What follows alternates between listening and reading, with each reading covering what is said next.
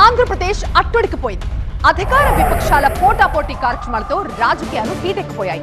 కూటమి ఏడాది పాలనలో ప్రజలకు వెన్నుపోటు పొడిచారని వైసీపీ నిరసనలకు దిగితే దీనికి కౌంటర్ గా రాష్ట్రానికి పట్టిన జగన్ అనే పీడ విరగడైపోయి ఏడాది గడిచిందంటూ కూటమి పార్టీలు కూడా సంబరాలు చేసుకున్నాయి.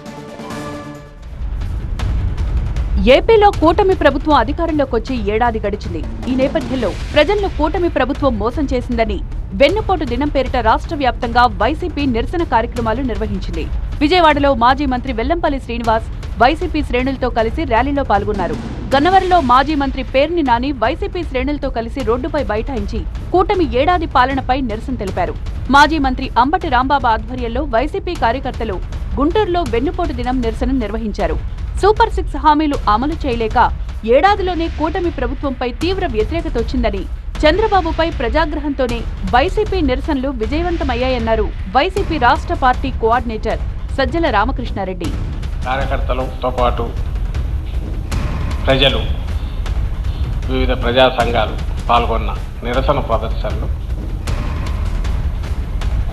ఆ ప్రదర్శనలకు వచ్చిన స్పందనను బట్టే తెలుస్తుంది ఈ వ్యతిరేకత ఎంత ఉందని.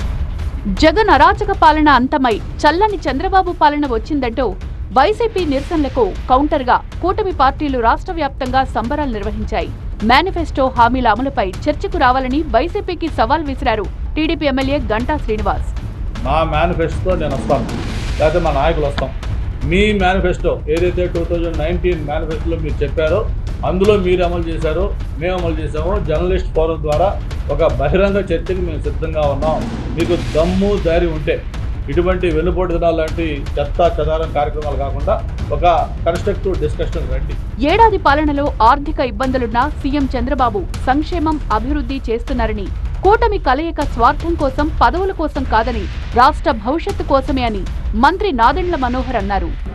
చంద్రబాబు నాయుడు గారు ఈ వయసులో రాష్ట్రంలో ఉన్న ఆర్థిక ఇబ్బందుల్ని అధిగమిస్తూ అనేక సంక్షేమ కార్యక్రమాలు, అభివృద్ధి కార్యక్రమాలు చేసుకుంటూ వచ్చారు. అంకిత భావంతో మరొకసారి ఈ కలయిక దేనికోసం, స్వార్థం కోసం కాదు, పదవుల కోసం కాదు, ఈ కలయిక కేవలం రాష్ట్ర భవిష్యత్తు కోసం, మన బిడ్డల కోసం.